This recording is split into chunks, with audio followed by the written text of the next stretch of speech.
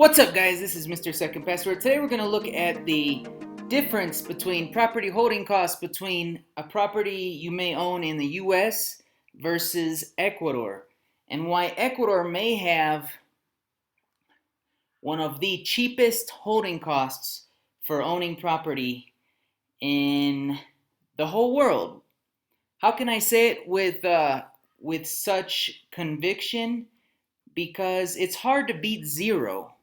It's hard to beat zero, and Ecuador gets pretty close to zero. So for a lot of these typical holding costs, like taxes, obviously, annual taxes, insurance, and for condos and gated communities, you're looking at condo association fees.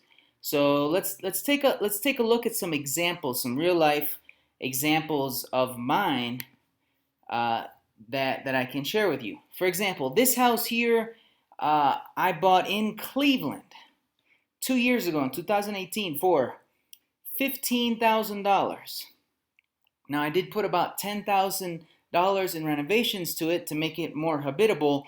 It's in the inner city of Cleveland, right? So that would explain the cost, but it was bought for $25,000, which sounds cheap, especially if you can rent it for 800, 900 bucks a month, which is what I have attempted to do. But today we're talking about the holding costs. What are the taxes, even on a property as cheap as this in the U.S.? Uh, the taxes on this house was almost $900 a year, right? The insurance was also $850, almost $900 a year, right there. That's almost $2,000 in holding costs for even a property as cheap as 15,000 bucks. Now, the other market I know quite well is the Big Sky, Bozeman, Southwest Montana market, uh, right? And these are condos right on the ski area of Big Sky, where they're asking $279,000. It seems reasonable for the quality, right, that you're getting when you buy it, and you're right at the base of a world-class ski hill, Big Sky, Montana. This is another market that I know well, and disclaimer, I also own and property in this area as well. But what's the catch with all of these? Why aren't these gobbled up really quick by investors? Well, I'll tell you. It's pretty obvious. Right down here in the listing, you'll see why people aren't going crazy to buy these things at this price with this location, and that's because of the holding costs. For something like this, in a more luxury building in the States, with a resort-like location, with a privileged location, look at the association fees, almost $1,700 a month, right?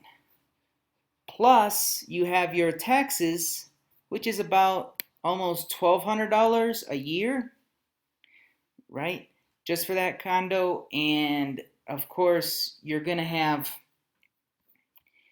insurance, but that's a little bit cheaper for a condo. You're maybe looking in the US, maybe looking at 400 or 500 bucks a year to insure that condo.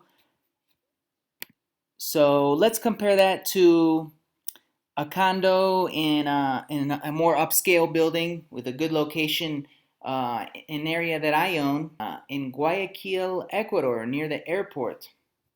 Right? This is the lobby, 24-hour reception, something you usually can't find even for that price I just showed you in the US. Right? There's an on-site gym and quality elevators. This is the front of the building where I own. Bedroom. It's like a one-bedroom suite. So something nice, but not too fancy. That's the kitchen. That's the living room.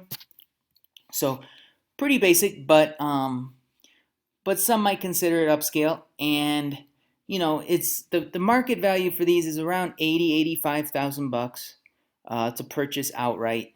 But what I'm getting at today is the holding costs is so much less.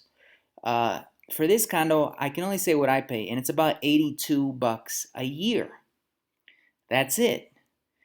And for some of these, I've heard pay 60, 70 bucks. It kind of depends on the square footage.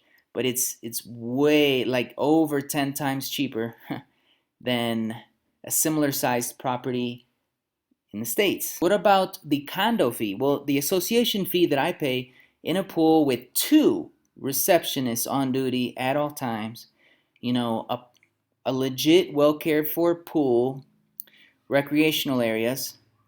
There's a pool area. There's a gym, sauna, even a conference room that owners can use in the base of the building. And it connects to a major mall, one of the major malls in Guayaquil. It has a walkway, a pedestrian walkway right over to the mall. So, how much do I pay for this? 99 bucks, $99 a month for the association fee.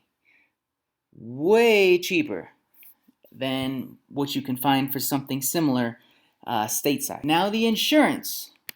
Let's take a look at this company, well-known company locally here in Ecuador, Seguros Equinoccial, right? They gave me a quote because honestly, I haven't got insurance for these yet. They sent me this. They sent me this Excel and with my quote, and there's 2 types of quotes, prices that you can get, and it's also pretty reasonable. I'm looking at it about half price as what you'd find in the U.S. and the Ecuador is a big time earthquake zone. Okay, that's the big risk you have in Ecuador. Not so much fire because the building is built with so much cement, but definitely earthquakes. So, how much to cover the structure for properties up to 100,000 like mine, I'd be looking at $22 a month. $22 a month, and it goes up from there, or $264 a year. And to cover the contents or the furniture of the property, which is something I probably would not get, I would just play it by ear because my furniture in there is not worth anywhere near 10 grand, but $11.48 a month. I'm Mr. Second Passport. Don't forget to subscribe below and click the bell to be notified of more videos like this. I'll talk to you later.